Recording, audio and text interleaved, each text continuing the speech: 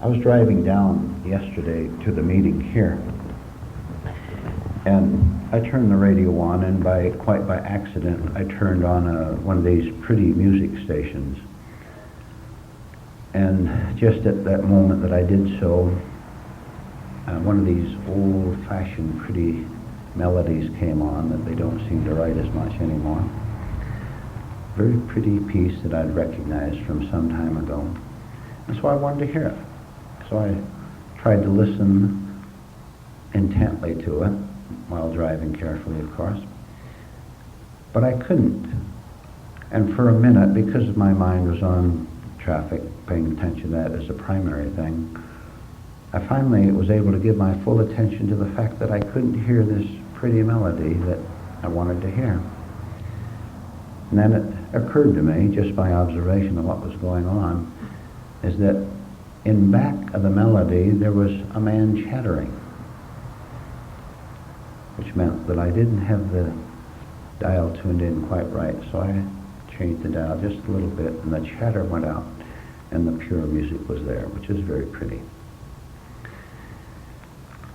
The interference, the unnaturalness of our own chattering minds, which we're so in love with, which we prefer over everything else because we don't know anything else. A chattering mind can only know chattering mind, and the results of it, the noise of it, the preferred agitation of it. And if someone tells us to please shut up and listen to something besides your own mind, it doesn't make any sense to us. It really doesn't. What do you mean? I'm me. My mind is operating, and if it's my mind, most certainly it must be right. There must be something very accurate about my mind because it belongs to me. We don't see the simplest of errors that we make, which is the inability. Now you listen, and you don't see, you see if this isn't quite true of you. The inability to admit that there could be something wrong with us. Now, please don't say, I'm at this meeting, am I not? Don't I read your books? Don't I read self-improvement books? Am I not always admitting I'm wrong? No, not at all. We only admit mistakes when we can't get away from them, when we have to admit them, and then we're sorry that we get found out, usually. What's wrong? Shall I tell you what's wrong with human beings? You're going to think this is an exaggeration. I assure you it is not what I'm going to tell you next. What is wrong with human beings, and wrong with you, and wrong with me perhaps, is that we are all wrong. There's not a single thing right. There's not a single thing right. I'll prove it to you, if you can understand the proof. Your goodness to your children, you say you help your children, you help your son with his homework. You're good to your husband, you fix his breakfast for him, you do what he wants to do at least half the time. You're a cooperative, harmonious human being. You get along with people, you vote on voting day. You're a good citizen.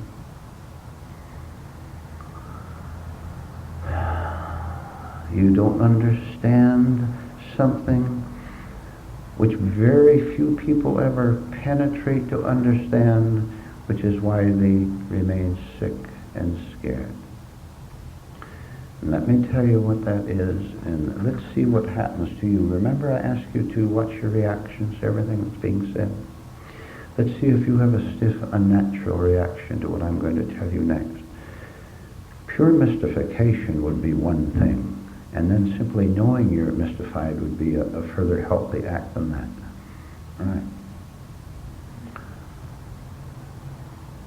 You don't own a single thing of your own. You never do a single thing from your real nature. You never think a single original thought. In short, all the moralities and all the goodness and all the things that you value in yourself don't belong to you at all. Do you know that the most dangerous the most sick, the most evil people on earth are those who have ideas about themselves as to their goodness.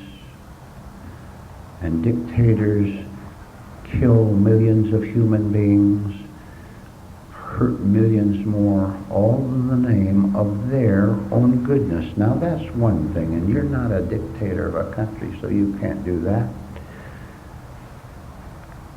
You're doing something very dreadful to yourself, though, because you have taken away from God, you have taken away from truth, you have taken away from reality what rightly belongs to Him, to it. You have attributed goodness to yourself. You've attributed energy to yourself. You've never in your life even lifted your right hand. You've never spoken a word on your own. You've never done a single thing from yourself because there's no self there to do anything. Now we have a double mystery. Look into it. There are two kinds of people inhabiting this earth. Millions and millions and millions and millions of them are mere machines. Machines who have no life in themselves, who have no intelligence of themselves, no initiative of themselves. All they know is what they want. And what they want most of all is to try to prove the impossible, which is that they are not machines, that they're conscious beings. And if they could get away with it, they would claim that they even fathered themselves and mothered themselves, that they brought themselves into this world. But that is a little bit ridiculous. Who brought you into this world? Not your mother and father. They were merely physical instruments for that. But we'd like to claim that after once having been born, that now everything belongs to me. I can be good, I can be bad, I can be successful, I can be a failure. I can get my feelings hurt or I can feel elated. Do you notice that we are attributing things to ourselves? These are mere machines. When if you know yourself, you've watched it in yourself, and you've watched it in other people. If you touch the wrong button, they get mad, and if you touch the other button, they get elated. And all day long and all life long, this is what the life of the masses of human beings consists of. Something exterior touching the button, and they react in one way or another. They don't know what to do or how to behave unless someone else tells them, unless someone touches the button. Then they know what to do. They have been set off. Am I describing your life a little bit? Anything can make them depressed. Anything can tell them what to feel. And anything can say, go for this goal or for this ambition, and they go for that until they're deflected to one where they flop over there, or there's a greater reward over there. There's no consciousness at all. There are no conscious aims. There's simply the following of blind, closed eyes desire.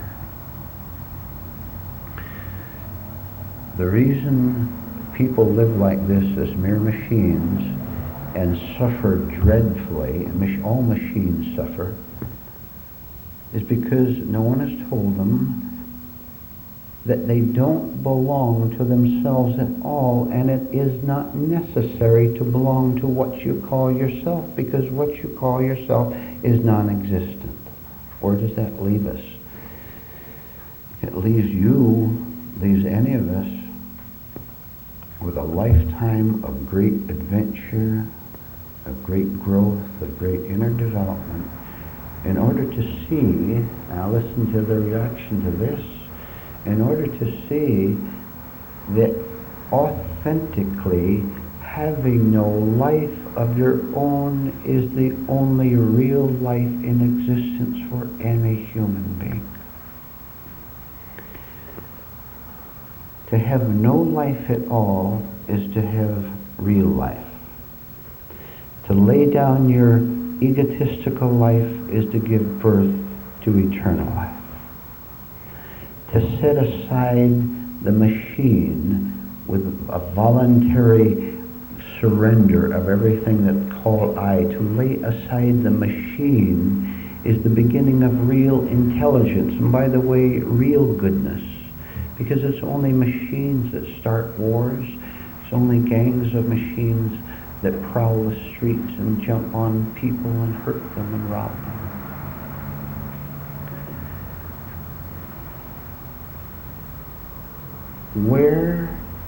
Where in your life do you have a feeling of heaviness?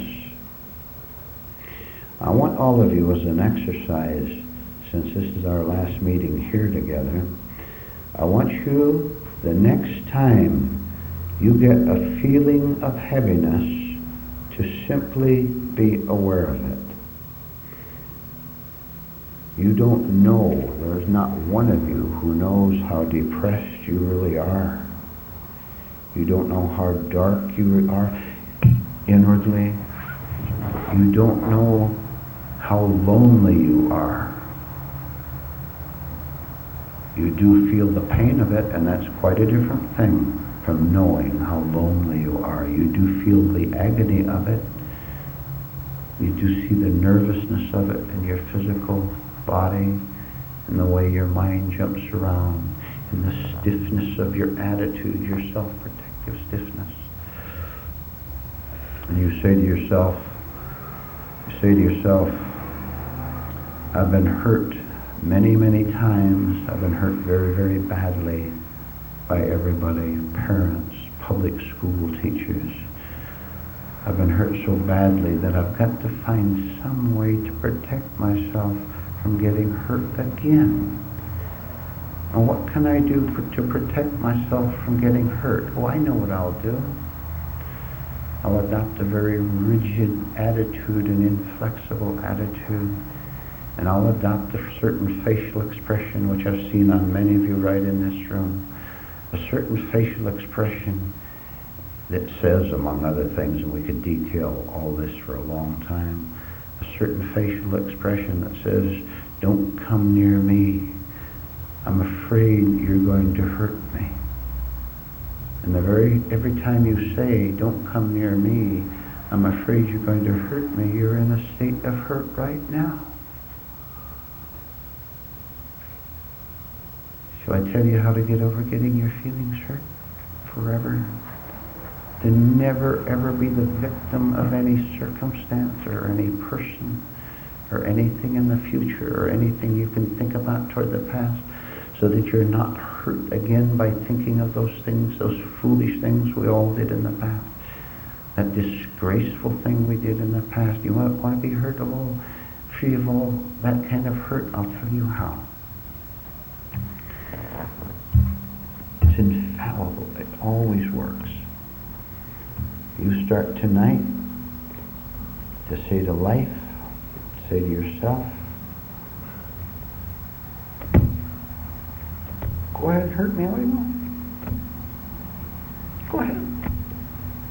If I'm afraid to go over and talk to you because I'm afraid you're going to say something, I'm going to go over and talk with you and let you hurt my feelings.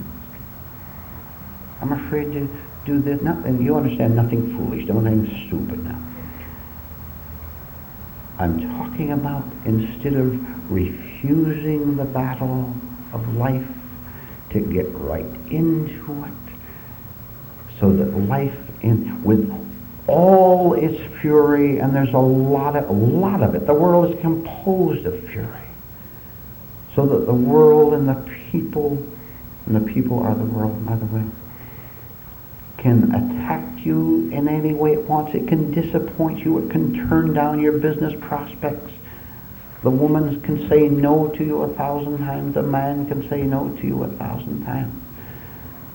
The world refuses your attempts to be successful. It takes away from you all your securities. You lose things. Instead of trying to do something to protect yourself, which makes you very unnatural, you go out and dare the wrath and the fury of the whole world. Do your worst. Come on. I can take 10 times more, 50 times more, 1,000 times more. Knock me down all you go. Who cares? Go ahead. Mama,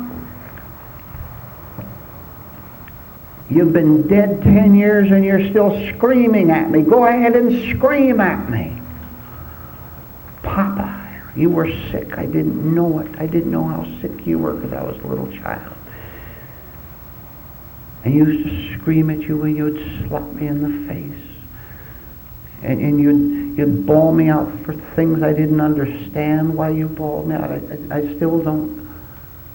And you're still screaming at me, Papa. I'm not going to hide from you anymore, Papa and Mama. I'm going to watch and listen to your howls. I'm going to watch how you called me bad, how you called me evil.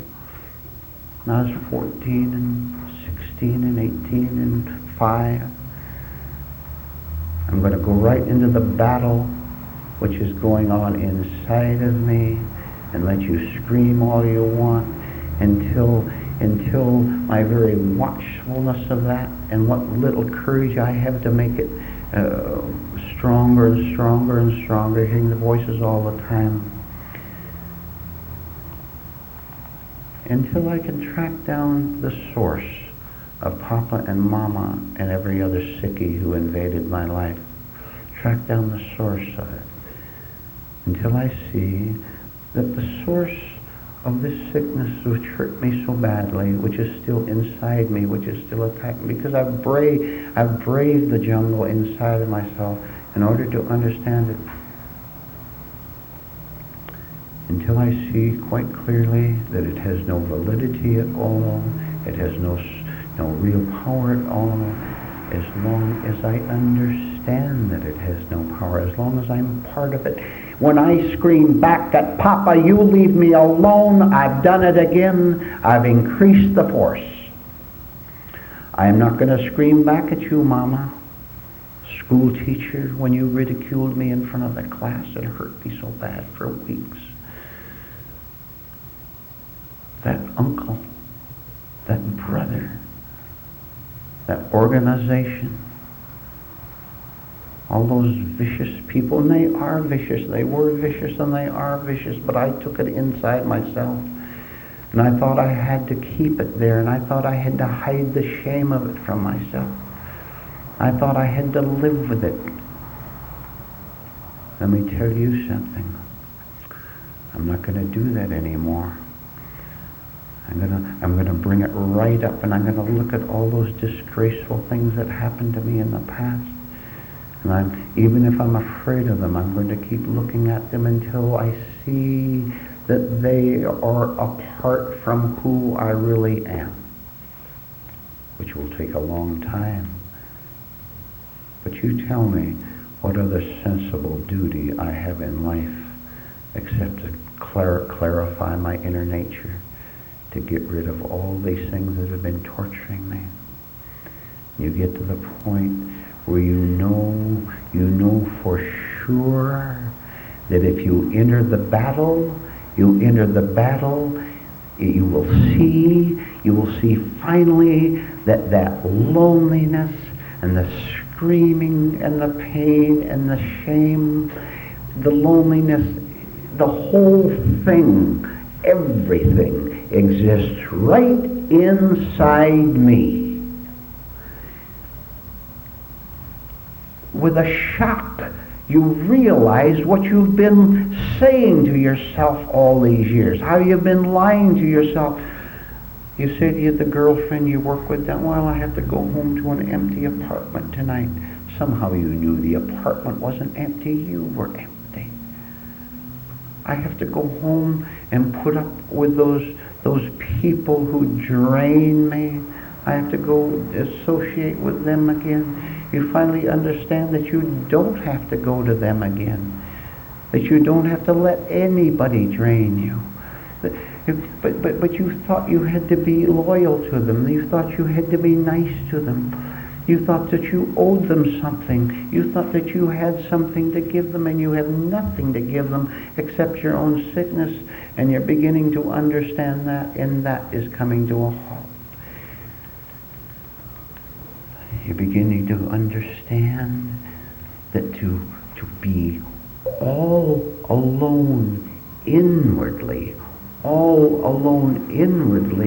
is a state that is beautiful, not frightening, because you're not defining it by words. The word loneliness itself, which sets off associations of the 50 times, the 100 times when you were lonely and alone before, it sets off associations, which sets off feelings. And then you re-experience these feelings again, and you say, see, I knew I'd be lonely when I went to my alone little apartment. I knew I'd be lonely, and I'm right. See, my prediction came true. Of course it did, because you started it by saying the word loneliness. Now something else has come to you. You see how the word activates the feeling, and you see, oh boy, what a day when you see this. You see that you yourself, because you were asleep, wanted to activate the word and wanted to activate the feeling that followed it, because now you would have something to do with yourself. And heaven help you, what you have to do with yourself is to feel lonely for the rest of the night, because without that you wouldn't know who you are. And the fear of losing every other negativity is the very same thing. If I don't feel something, I won't know who I am. I won't know what to do. If I lose what I call myself, what direction will I go in? If I don't have ambitions to make $1 million, who will I be and where will I go? If I don't have the ambitions to get married and have children, what will I do with my life? Why don't you find out for yourself what happens when we cease to follow our own neurotic directions, urgings? It's as simple as that. Why don't you find out what will happen to you personally, individually, when you cease to listen to instructions from the past? When you listen to instructions from the past, that's the temptation. And when you follow them out, that's the yielding to the temptations. And there is a point which truth, God, reality has provided in every human being who wants something different, by which he can begin to watch the temptations when they come up within them, when they try to drag him off and say, well, it's time to get mad. You haven't been mad for an hour. Time to get angry again. Go ahead and get angry so that you'll know what to do with yourself for the next 10 minutes. And when that negative feeling begins to fade out, then the voice comes again. It's time for you to get real elated. You've got a letter in the mail, the letter you've been waiting for, whatever the good news was, and you're real happy about it. Get elated. Now that'll take care of you for another 10 minutes. Then back to the depression again, or whatever it might be. Let me tell you, as I proceed now, that there is no way at all I can convey to you with words what I am trying to say to you with words.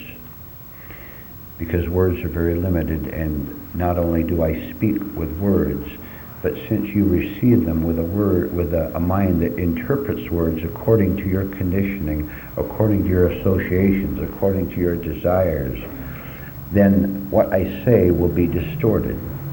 There is such a thing as a conscious use of words, and that comes later on. With that preface, to have no idea at all of who you are or what you want is pure happiness. To not know who you are, to not know what you're doing with yourself in life, is living in eternity right now, here on earth, not living in time anymore.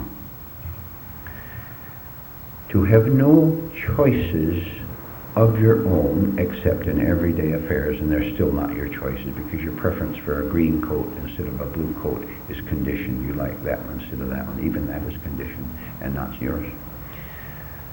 But to have no choices at all, no choices at all, is not to live in confusion and despair and contradiction, but to live in pure wholeness, capital WHOLE-NESS.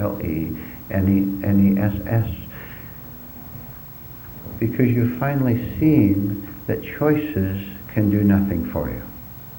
Choices, I choose to move to another place. I choose a new friend. I choose to get rid of an old friend. I choose to speak in this way. I choose to read this book. I choose to watch this television or whatever. We have seen that the tens of thousands of choices that we have made in order to make ourselves feel happy, feel secure, feel whole, don't work. No sooner do I make one choice and it serves as this distraction, as this escape for 10 minutes or a day or a week or a year perhaps. Getting married, for example, is a marvelous distraction from finding yourself. Now you just lean on each other and lie to each other. I've finally seen that anything that my conditioned mind does, my old ideas do, can only revolve on the level of ideas, because they are all trying to feed something that doesn't exist. No matter how often I try to convince myself that everything is all right, I can never quite do it, not for very long anyway, and even then I have my doubts about it. So the absence of all choices puts me, and now the explanation gets even more difficult than before. If I am now living, I have not abandoned my mind, you understand. I have not abandoned the practical part of my mind that I have to use down at the office or to make dinner. We obviously don't want to abandon that, or we couldn't drive our car. This is memory, which is proper. If I live from practical thinking on my intellect and go no further than that in using my mind, I'm out of the trap. I hear you asking a question. Well, who's going to direct my life, this higher life? I agree, I can choose my own rice over potatoes. That I can understand. But who's going to tell me what? See, you have trouble phrasing the question. I know that. Who's going to direct my life for me?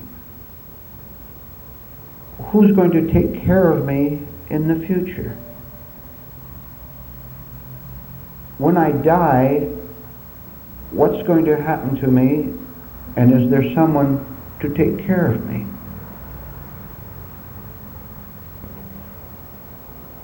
The reason you ask this question is because you don't understand what I've been telling you these last 3 nights.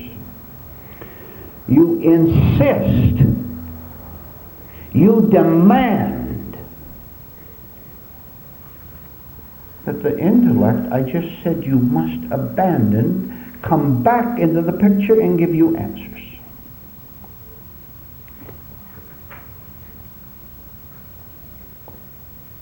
Who is there for God to take care of in the future?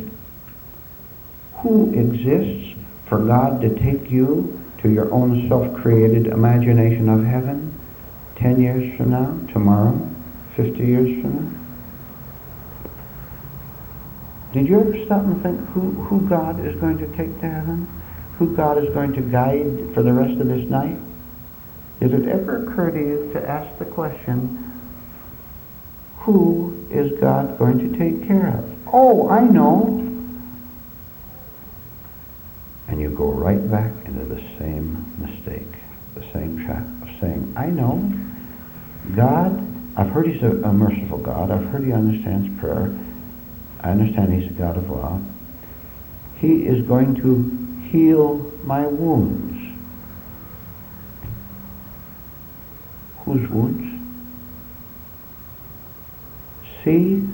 Are you getting it? Are you following? Do you understand that every time you turn around in the circle of self-reference? Because in your present development, there's nothing else for you to do. Yeah, how can you do anything but think when all you can do is think? There has to be self-reference as long as you have not taken this leap into the dark where you say, it isn't quite as simple as I'm explaining it, where you say, I'm going to let myself go. I'm going to let go of the illusion that I have a self to let go. And if I don't understand what that means, I'm going to keep after it until I get it. I'm going to come to the point of absolute exhaustion of all my resources. I don't care where I go to. I don't care how rough it gets. I don't care if I can see my father bending over me or my mother bending over me when I was 10 years old and whacking me in the bed for stealing something. And in my shame and in my guilt, I didn't know that they were as sick as I was. I didn't know that what they were doing to me. I thought that they were all right and I was all wrong. I don't care. I don't care what hell I have to go through. Look, go through it. You're in it. What are you talking about? You're going to go through that. You're in it. Who are you kidding? We're talking about something else. We're talking about seeing consciously, looking at that horrible scene that happened when you were a child or when you were older, maybe yesterday. Looking at that horrible scene, and at the same time you look at it with all its pain and its pressure, you say to yourself, I have learned a few things in a class like this and in reading certain books. I have learned a few things.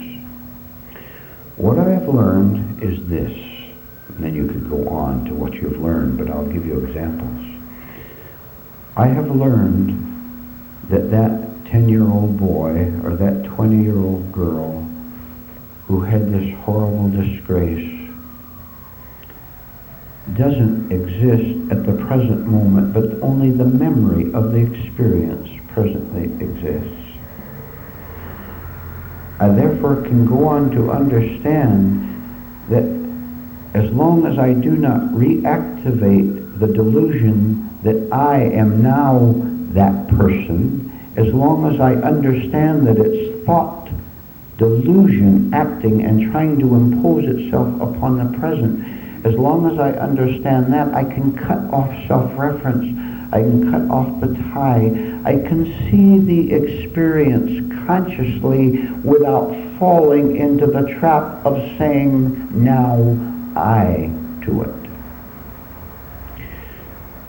To look at the experience with awareness means I have canceled time, because there is no time in consciousness, only in thinking, only in ideas, only in me and my experiences.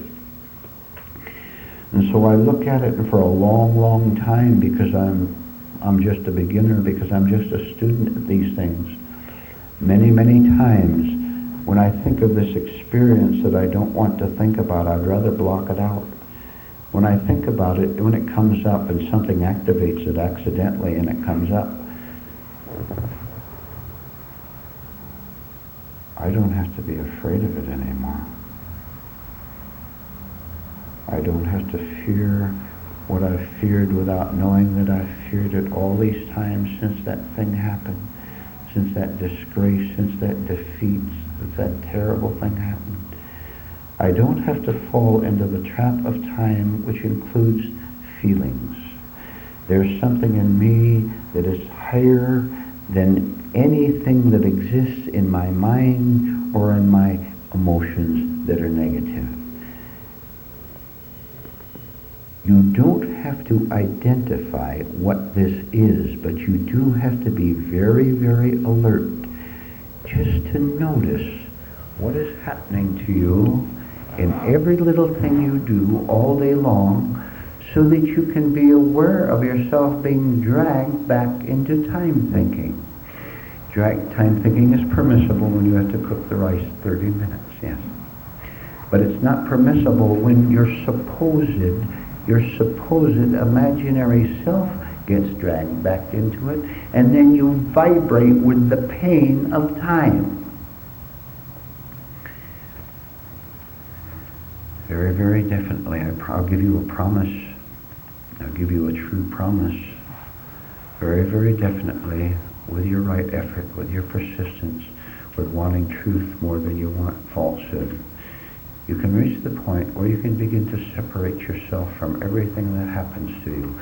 You can separate yourself from everything that's happened to you in the past, so that eventually the tears dry up and the frights dry up. There are no perplexities at all as to what to do with your life, because there's no one there who has to decide anything. This is what is known, and again, I like to preface it with this. What I'm going to say is not religious talk. I'm sure you've heard it before, but let me tell you that there's a reality behind this religious talk, which you can experience for yourself. When you understand all these things, because you have worked hard on yourself, then you will know what it means to walk with God daily, to be free daily, to be unafraid, to fear nothing whatever. Then you've overcome the world. Be of good cheer, for I have overcome the world. You'll know what a few men, what a few people over the centuries have found, which is to be in complete domination of the world by not being a part of it, by wanting nothing from it, because you found the pearl of great price, which is eternity. And you found it while you're still alive in the physical body. Finally, before we take a break, please remind yourself of the following. And you'll shock the devil when you do this. You remind yourself of the following. Don't forget it. All negative feelings of any kind, whether it is of loneliness, whether it's fear, whether it's the pain of being rejected, of not knowing what you're going to do with yourself in the future, and that's a very important one. Now I'll emphasize that. Any tension or anxiety, fear that you have of what's going to happen to you tomorrow or 100 years from now is a bluff. I'm telling you, now you listen to me. I'm telling you, it's a bluff, it's a fake, it has no reality at all. Because you see, there is no you living in time at all. In reality, who has to be concerned over what's going to happen to you tomorrow, or 10 years, or 50 years, or 100 years? The very comprehension of that puts you in now, therefore not in any future, therefore all questions and all perplexities and all anxieties over what about the past or what about the future, all such questions vanish, because truth never asks such things. This is what is known as being an inwardly free human being. Nobody else will know it, perhaps. Nobody will. Your husband won't know it. He's not interested. Your wife won't know it. She's not interested. But you will know it, and you will live from it. Let's take a 10 or 12 minute break, and you'll be called back.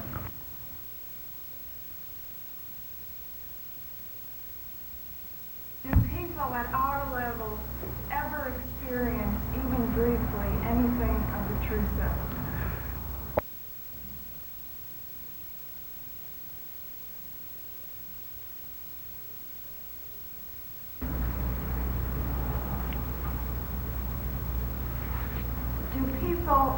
Do people at our level ever experience, even briefly, anything of the true self? On all levels? Well, let me ask you a question. You answer this question yourself.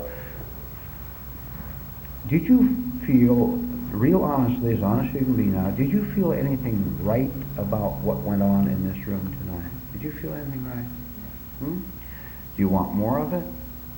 All right. There, you've answered your question. Look. We've said that the masses want nothing to do with this. Not only that, but the masses inside each of us individuals want nothing to do with it. Now that we've got the honest statement out of the way, we can go on to another honest statement, which is that there's a small little spark of us that has had it, that isn't going to put up with it anymore, and it's willing to surrender our sickness, our egotism, our pretense, and willing to give up our hardness. And I talked about that, I believe, the first night, and I want you to think about that. The hard block of ice that is so self-protective. We're willing to let it be melted a little bit. And this is what is happening. Maybe just one little drop of water dropped off the block of ice in all of us here tonight. But that's progress. And it goes very steadily, very beautifully, until you reach, as I've said before, the 51% mark, where there's no possibility of you ever falling away again. Some of you in this room, in all probability, I'll never ever see you again at any other meeting, because you're not at the 51% mark. Maybe not, I hope not, but I'm just saying this, speaking generally.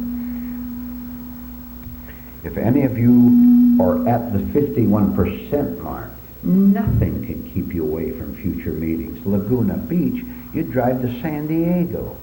You drive to New York on vacation. You go to Japan for 3 weeks and spend all that money. Where are your values? Look, come on. What do you really value? You really value what you go after. Will you go after the truth that you're hearing here? That's what you value. Yes, the lady, please, and Leland, be alert. Because while you're talking to me, you're in a very agitated mood. Yes, do you understand that? Oh, yes. That very which is a part of your conditioning, and I'm not condemning you or criticizing you, I'm simply pointing it out. That agitated mood is the wall in you. Tell me, help me, save me. See, you're demanding that you be saved. And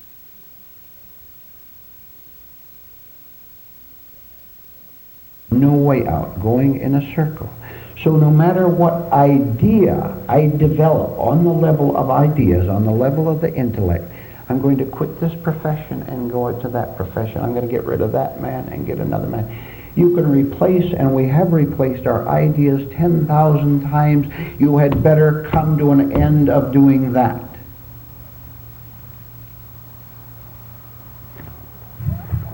Which is the most terrifying task you will ever do in your life? Because when you begin to drop your ideas of how you're going to be happy, of what's going to work out for you, when you give up your ideas, you give up yourself. You and your ideas are one. You and everything you've planned to try to make tomorrow better are one. You think that there is a self that can operate on, for example, your unhappiness. I'm unhappy today. I've got a plan. What is it? You answer to yourself what your plan is for being happy. You get personal about it. You've got an idea that you, the unhappy person, can conceive of something, can think of something, can create something that will make you happy. How can a mind in darkness about happiness create happiness? I've told you, and I'll repeat to you, and you don't see it as you're sitting in front of me right now, and I said it in plain English. You don't see the simple logic of a miserable mind trying to find a way to happiness. You don't see. You don't. You'll do it tomorrow. You go right out of there and do the same thing you've been doing all your life. You don't see it. What you can do tonight is understand what I'm going to say next. Misery can only reproduce misery. Next, I and my misery are one. Now, don't miss this, whatever you do. I and my misery, you say, quit talking about misery, I'm not, because you stop lying to me.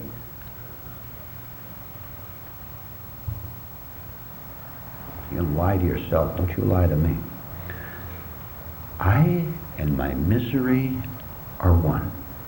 This means, get ready, this means if I'm going to really get rid of my unhappiness, power. The power that is going to change things. But first of all, let's get out of the way human ideas of power, which is the power to build rifles and hand grenades, power to hurt another human being, the power to commit a crime, the power to hit somebody and take their money, the power to deceive other people. In the eyes of sick humanity, this is power. And this is the word that is used, but follow this carefully because we're getting into words, and I have to make it as simple as clear as I can.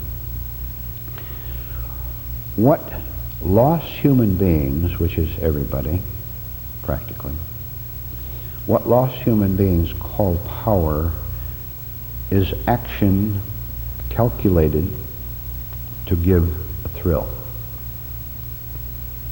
What human beings call power is action calculated to give a thrill.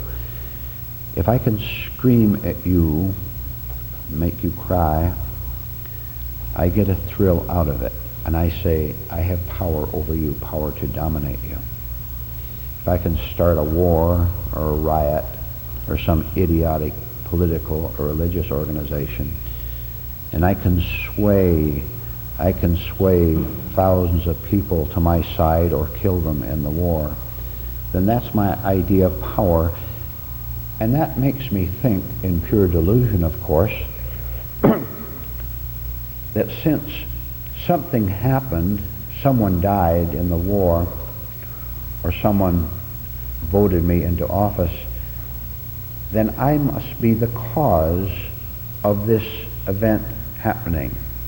Therefore, I must have power. We call power the cause. I'm the person who did this vicious thing, or this sneaky thing, these lies that got me elected to office.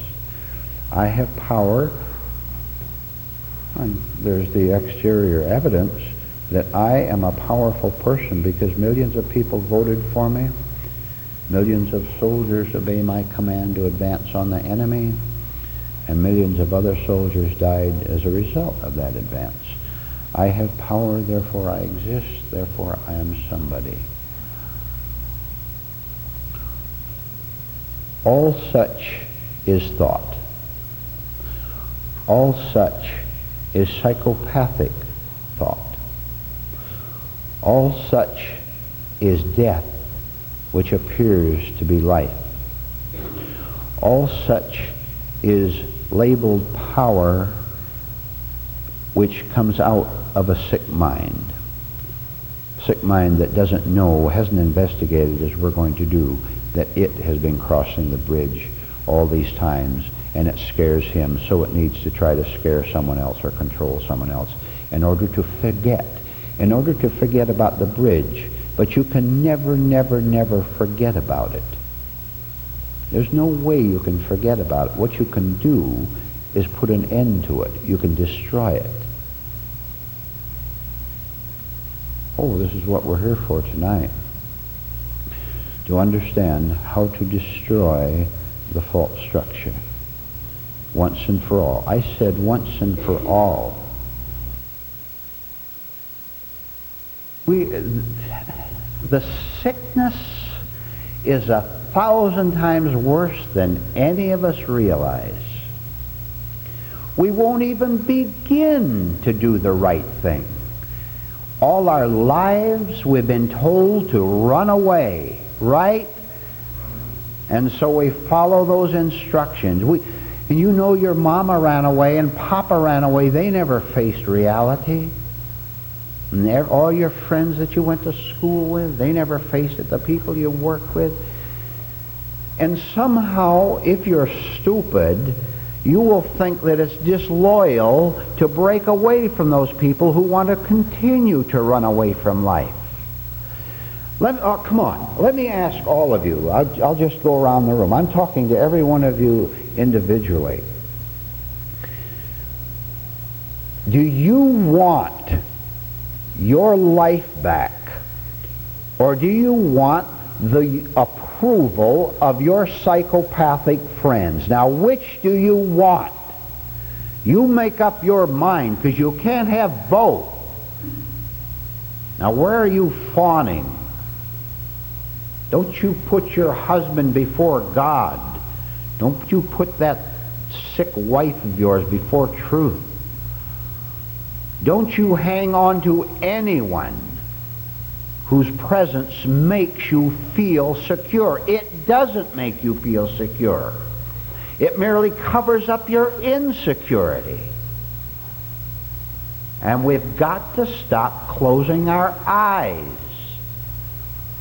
You're so afraid that man is going to blow up if you come to these classes. He disapproves of you getting religion. Let him blow up. Let him leave you. Get rid of him.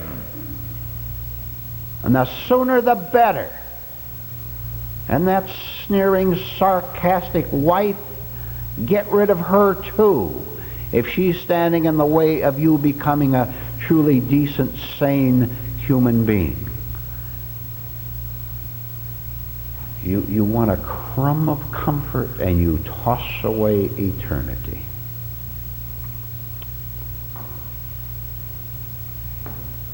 Well, if you're that stupid, then you just go right ahead. But if you have an ounce of brains, you won't go along with it anymore. Any human being who prevents you from finding the truth despises you. Now you remember that.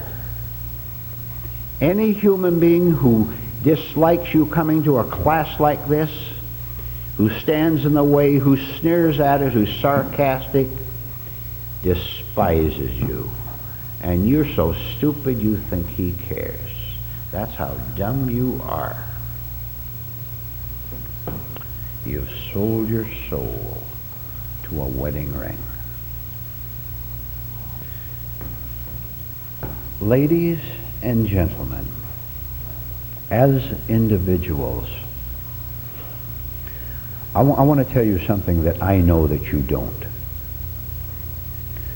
I know that truth, reality, God, we'll take what term you want, can set this gentleman free and this lady and in the whole room. Now what I mean by that is this, that you can be a part of the wholeness of truth, regardless of whether the person next to you is or not, or on the other side, or your wife is in the wholeness or not. God does not play favorites. I know that those of you who want it more than you want to close your eyes and stay asleep and talk about spiritual things, I know that you can know union with reality.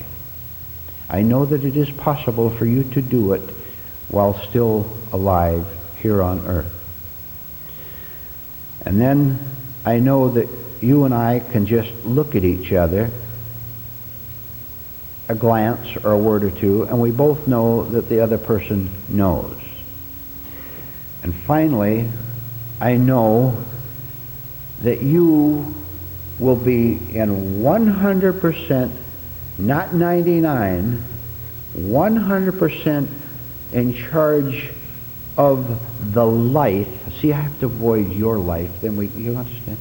In charge of the life, which is now your life, using the word your consciously. You are in charge of it because you no longer are. But something that is not your mind, not your thoughts, not your identity is living through you. This is nothing mysterious or nothing scary or nothing out of this world. It's something extremely real, extremely practical. And I know that you can experience it. If you have this elementary honesty, if you're sick and tired of suffering, fed up with it,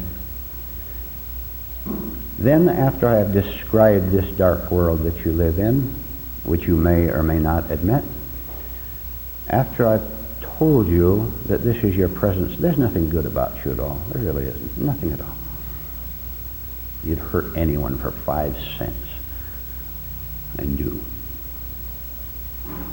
Your level is your viciousness. You lie to your spouse by being what you are. And she doesn't know any better. He doesn't know any better because he or she is on the same level you are. And so you drag each other down to hell in the name of a happy marriage. Or in the name, heaven help you, in the name of a Christian home.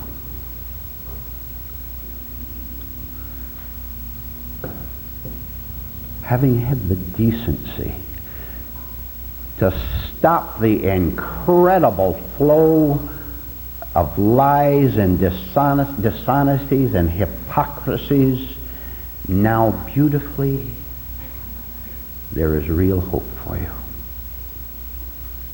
Now I'll give you a few clues as to what this new hope is all about.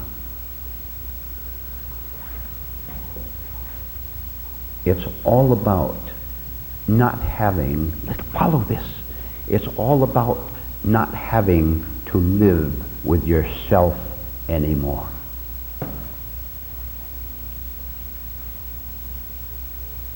What do you think your pains are? What do you think your tensions are? Why do you think you drive yourself crazy all day long with a dozen decisions, 50 decisions? Why do you think you evade life instead of live it? Because this is your actual condition. Now listen carefully. Listen carefully. And if you go out of here with just this one point, it'll be well worth you coming here tonight. You won't understand what I'm going to say. You'll understand the words because you know the English language. Listen to this. God, truth, reality, is not out to hurt you, as you now assume, but to heal you.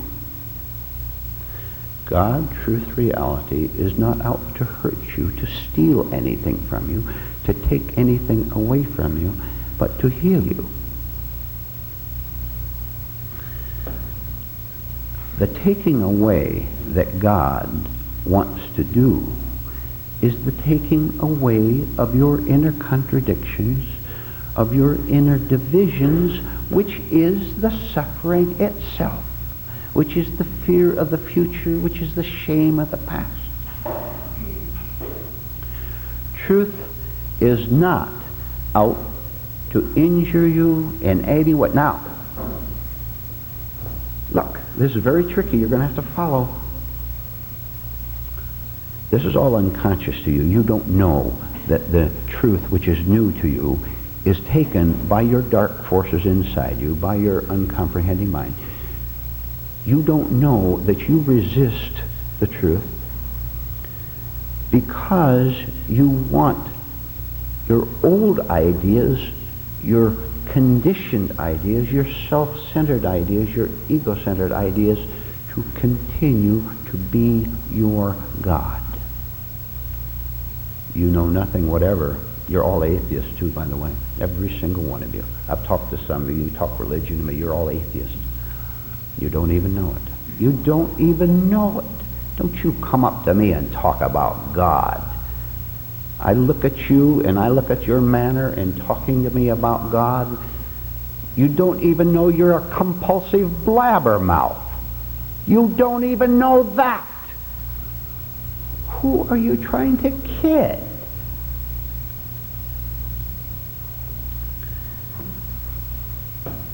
The habitual, traditional parts of you have made a God unto themselves within you. This is all you've ever known. You know nothing but this, and it's your hell. It's your misery, which you call happiness, an exciting life, something to do, walking the spiritual path, and etc. lies.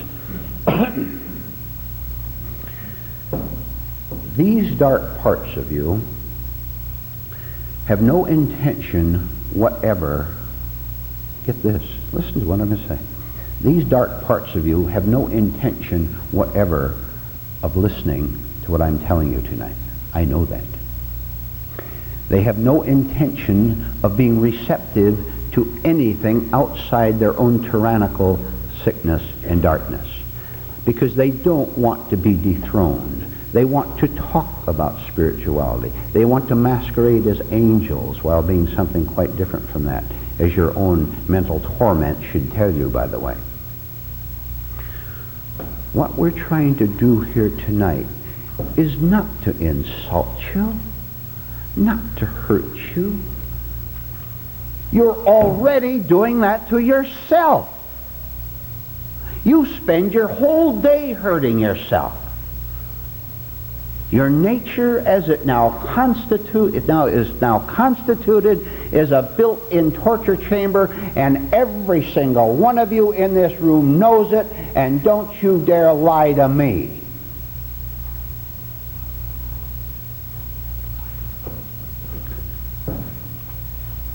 We are seeing through the deviltry, the darkness, the hoax, the misery that has kept us in this dark dungeon all these years. Now, I'm going to tell you that it is not necessary for any of you in this room to continue to live this way.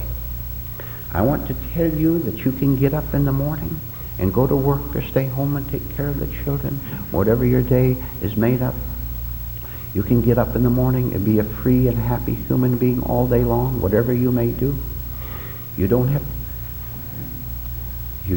to get up in the morning and start proving how great you are, how right you are, how spiritual you are, how happy you are, as you now do. No wonder you come in here with such heavy spirits and heavy faces. I know why. Because I know what's going on inside of you. And you had better listen to what I'm telling you tonight, because this may be, in all probability, will be the last chance that many of you will ever have to get away from yourself, that miserable, wretched, little hateful self. And just think, aren't you horrified? If you're not, you had better start being horrified. Aren't you horrified at being in love with the devils inside of you that are tormenting you? You're in love with them. I'll tell you, the evidence of that is absolutely perfect.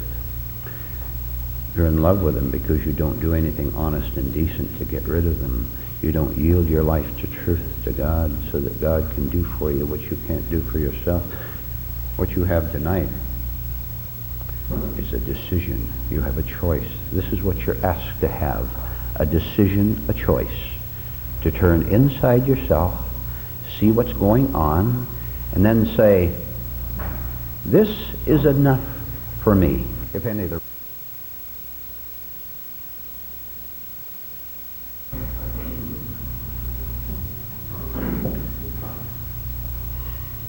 The observation of, the study of your disturbance is of extreme value. It's pure gold for you. Because you see, it's the beginning of the understanding of the machine that has gone wrong. You look inside your automobile engine and the piston's gone wrong, or the spark plugs, or whatever. Something goes wrong in there. And you see that it's the third spark plug. You say, I have to replace the third spark plug. You replace that. Now the machine runs a little bit better. Then you see the wire is not quite right over there, and you change, you put a new wire in, it runs a little better, like that. If we're having a bumpy ride through life, it's our own fault that we have not stopped the car, this mad race downhill, that we have not stopped the car, got out, you know what I mean, slowing down in life a little bit to see what's going on. We haven't stopped the car, got out, and take a look at the machine to see why it's a rough life. Now, isn't that, look, now what is more intelligent than that?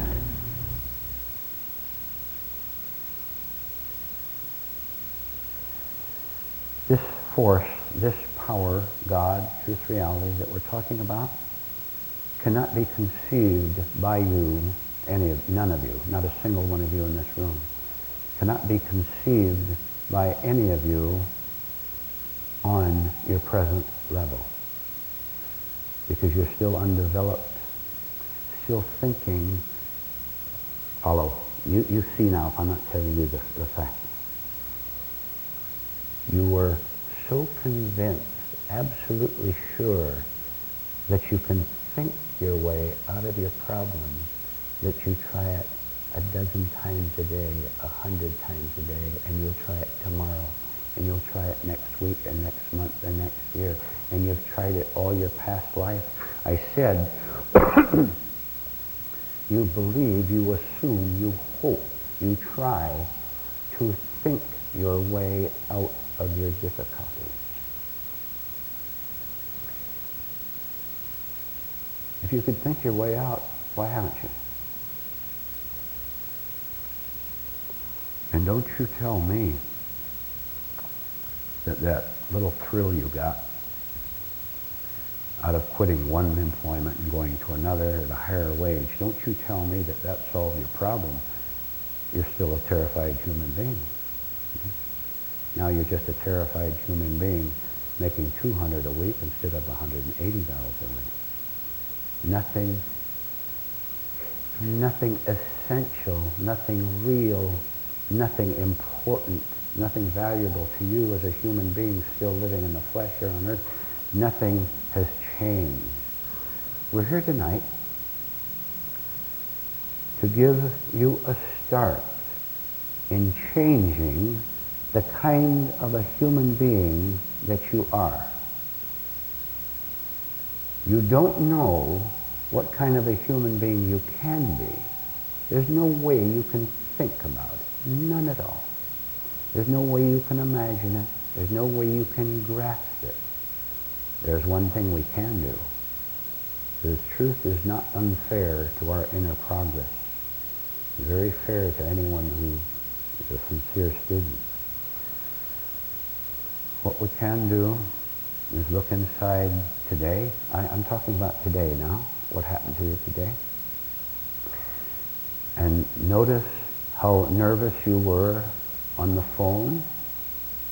You got that phone call or made that phone call, and you couldn't handle it properly because you didn't know how to think toward the problem that the phone call brought up. Or that person came to your home, or you went to another place, and one way or another, you were going through your day in a way which is indescribably horrible. The way being, listen, the way being that you hope you get through the day with minimum of injury. You call that your life? That you get up and you hope that you don't get your feelings hurt more than 10 times a day? You'd think that was pretty reasonable in this mad, insane world that we live in, just to get it hurt 10 times a day would be something. Or maybe I can appease. Maybe I can appease that person by smiling at her, at him, giving him something, doing something for them.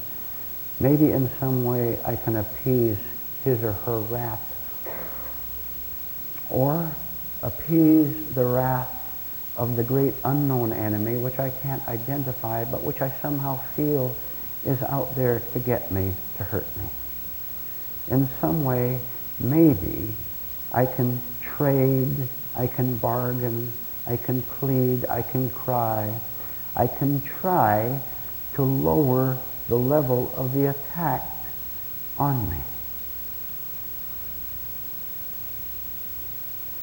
You miserable, low-down pack of cowards.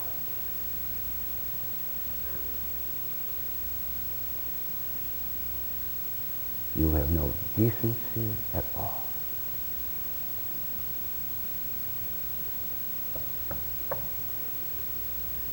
You have sold your soul to the delusion of feeling safe. You've sold your eternity for the feeling of being protected, secure.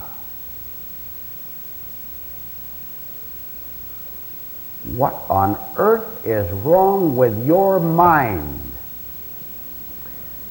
when you see a man, when you see a woman, when you see an organization hateful, threatening, angry, vicious, malicious? You see them in that state? I can't believe it that you would have the stupidity and the cowardice to put yourself under their protection.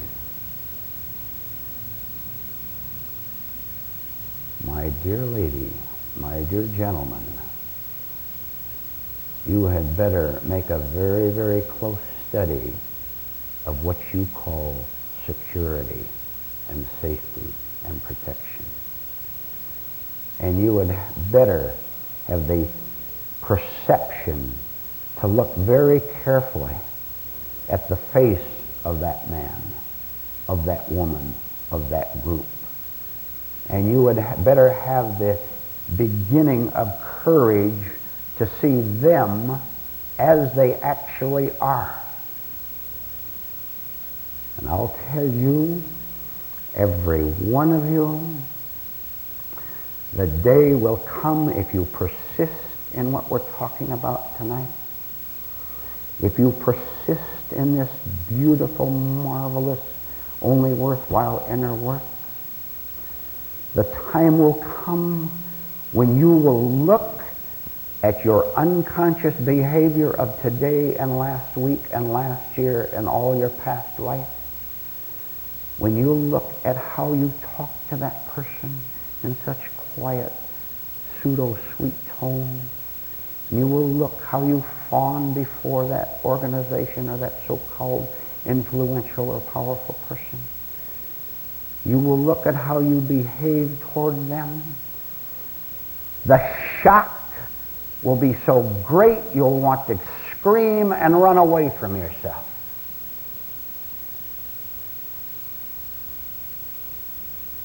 Because you can't believe that this is the way you have lived all your life, and I'm telling you that it is.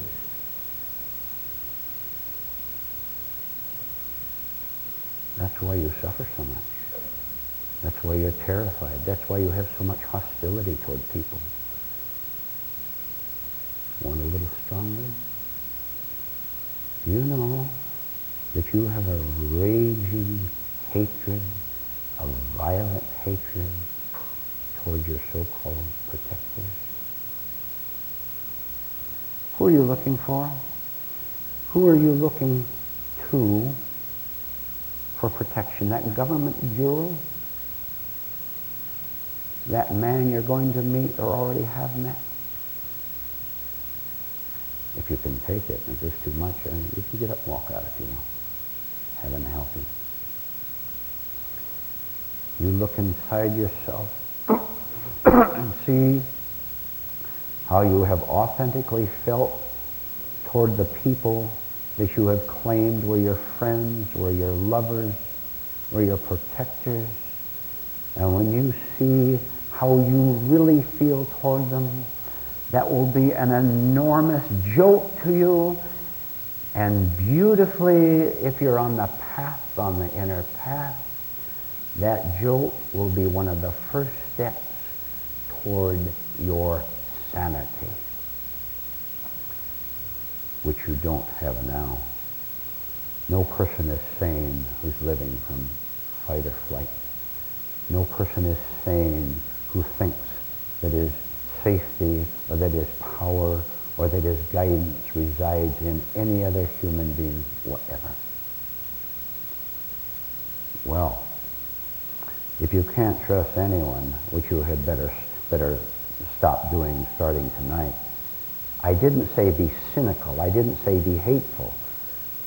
I said begin to cut off your false trust in other people whom you simply assume are strong, whom you assume are wise, whom you assume can help you, because your assumptions are driving you crazy, but you don't know what else to do. We're here tonight. We're here tonight to find the only alternative that exists. There is an alternative. There is another way.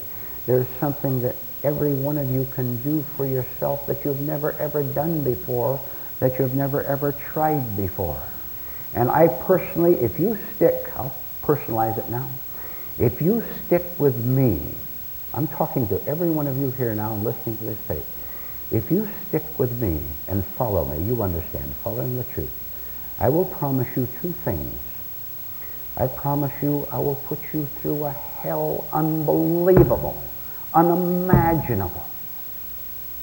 You'll want to scream out at what you're being led into, because I'm dragging you down to where you already are. And I'm trying to make you conscious. I'm trying to make you aware of where you already are. Don't you come up to me and talk about love, because you'll just be lying to yourself and to me. The other thing I promise you, that if you will take my hand, so to speak, hand of truth, that we're working all together on it. If you will take my hand and let me haul you screaming and kicking right through the center of hell, which is necessary for you to do, because you're living in it now. I'm trying to take you through it, which means to become aware of it, to become conscious of it, haul you through it so that you can come out on the other side.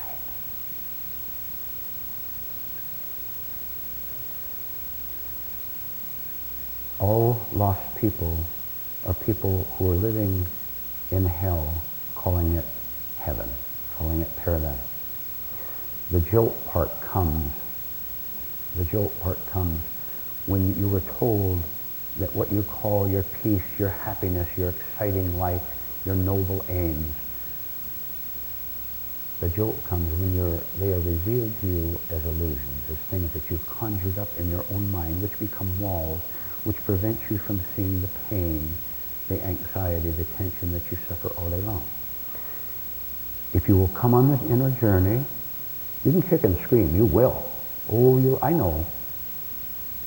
I am not intimidated or frightened in the least by your kicking and screaming, because I know you can't do anything but that. Or you're lying. You're endless lying. You'll lie to me left and right. You'll lie to me for years. You'll come up and lie to me and tell me what progress you're making. I'll know you're making progress when I see that you're becoming aware of what you have always been and are willing to admit it. And that's a very tricky thing in itself. The promise is that if you do, as an individual, don't expect your friends to want to go along with you. Your friends want to continue to keep you right where they are, because they are devils. You know your friends are devils? Do you think that's too strong? I wish I could think of a stronger word. All your friends are devils. You know that nice smiling man who wears a suit, he talks so calmly? You know that woman who's so immersed in religion, she can quote the Bible from end to end? Do you mean to tell me you have never watched their facial expressions closely? Do you mean to tell me you haven't watched the petty remarks they make? Do you mean to tell me you're idolizing that person when you catch them being scared and hostile and hateful and malicious? This requires a good deal of effort on your part to destroy deliberately your own idols. And when you topple one idol, then you go to the next one, then to the next one, then to the next one. And every time you do that, every idol is a wall that is keeping you from what you can be, which is a self-poised, a self-contained, and authentically independent human being. I didn't say you're antisocial. We're all friends here tonight. We're social, are we not?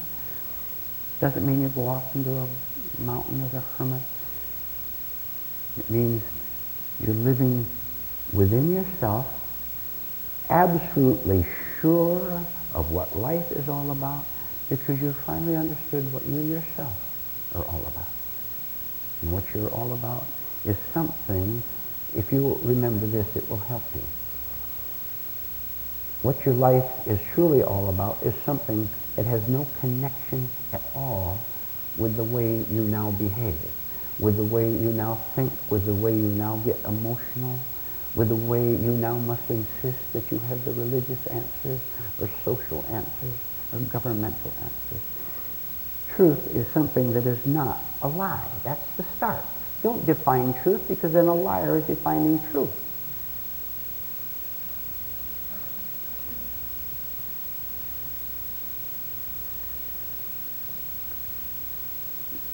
We'll come to an end here in a little bit. There is no danger to you in following the truth through this dark valley that we're talking about. There is no danger to you. There's just a danger to your suffering. There's a danger to your confusion. Oh, isn't that nice to hear that the only thing that is being threatened is your unhappiness, your uncertainties, and your tension? Isn't that nice to know that the only thing that is in danger is everything that is making your life so miserable as it presently is, and you know it is, and I know it is. So let's get that settled once and for all. If you will go this far in experimenting, this is what all you're asked to do, experiment with it. Come back, try again, get knocked down again, get insulted again, get your feelings hurt again, but come back, come back. You go away, and many people go away, and they go away for years. Every year that they stay away, it becomes harder to come back, because then their vanity is very much involved. When they went away from a truth class like this, they're saying to themselves, I know better. One way or another, they lie to them in one way or another. And they have the allies of their wife or husband in line, and there's two sick people destroying each other. The longer any person stays away, the more difficult it is for them to come back, because then they would have to admit that when they went away, they had rejected the truth. And they don't want to come into a room or a class like ours in Boulder City, Nevada. They don't want to come back and admit that they have been foolish. Anyone who goes away and comes back and is humiliated and ashamed and says, I have been foolish, may I come back? God hears that prayer. God answers that prayer. And that person has begun to destroy the little imps, the fiends inside of them that took them away in the first place. And if you ever leave these teachings and you go out and never come back, the best thing, the most marvelous thing that can ever happen to you is to be nagged so badly that you have to come back. Because you've got a taste of truth. You've understood that there's something other than your own sickness. and you don't want to continue to live in the old ways anymore, it's not worth it. And you come back in fear and trembling. Who come back in fear and trembling? The prodigal son came back ashamed of himself, most certainly. Foolish, because he had lived in such egotism, self-conceit. I know the answers. I know what I'm doing. He finally came to himself and realized he had to come back to his Father's house. There's an opportunity for eternity for everyone in this room. Take it, please, and start tonight.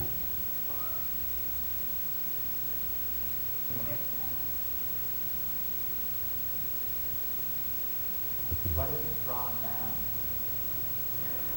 Are you coming to the class tomorrow? Are you able to come to it? No. Well, then continue to work with these projects and you'll know what strength is. You don't know it now. You can only think about it.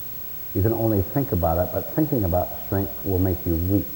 When you give up thinking that you know what strength is, give it up completely, that means this slowing down and eventually ending up of thought and of ideas, and then you'll be strong in a way that is not personally connected with your interests, with your name, with what you call your life at all.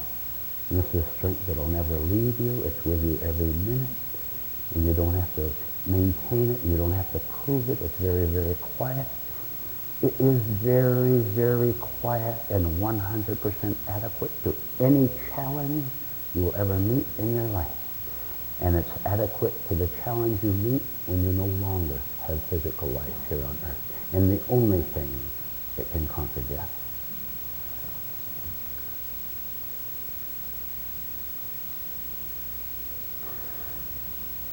Forgiveness occurs at the moment you know that you no longer exist as a self-created, thought-created human being. As you understand that your so-called self is simply an accumulation of thoughts, experiences, feelings, of egotisms and all that. As you understand that, the very understanding that puts an end to the supposed you. Therefore, that puts an end to time. Therefore, that puts an end to you as a sinner who did those horrible things yesterday or 50 years ago. Forgiveness occurs when you clearly understand that there's really no one there to be forgiven. Egotism thrives on talking about God forgiving. I did this terrible thing, now God is forgiving me. This is a marvelous technique for keeping egotism alive. God is forgiving me, a repentant sinner. I'll repeat. Real forgiveness occurs. The cancellation of everything about you occurs when you wake up, when you understand you don't exist according to your illusions about yourself, but understand that you exist as a part of the whole, capital W-H-O-L-E. Then there's no question of forgiveness because both the saint and the sinner have disappeared. And there's simply an understanding with a capital U. Good night. This will answer your question. Hell is a very thrilling place. Something that's always going on. Something is, I'm talking about our inner hell. Something is always burning. Most human beings will not evolve out of hell. This is because they have chosen to take hell as heaven. I told him off, huh? Isn't that hell masquerading as heaven? I told him off there. You know that boss? I told him off and I quit, and I went down and I got twice as much money at that other place. Huh? You find your own places where your hell is masquerading as heaven. Yes?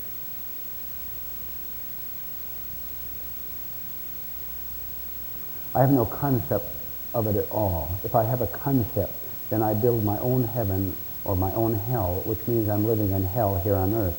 And I have no intention of doing that. I'm going to live in freedom right now. Secondly, you see, a question like that is always asked in anxiety. You want to know what's going to happen to you. Why don't you see what is happening to you right in this meeting here tonight? That's very cunning. I'm not just talking about this gentleman, but everyone. That's very cunning to talk about heaven and hell and then build up the kind of a heaven you want. You want to live like the devil now and then expect to go to heaven afterward. Why don't you be real honest and see the hell you're living in now, which is the only possibility you have of entering heaven, but not in time, but in the eternity that can be right now.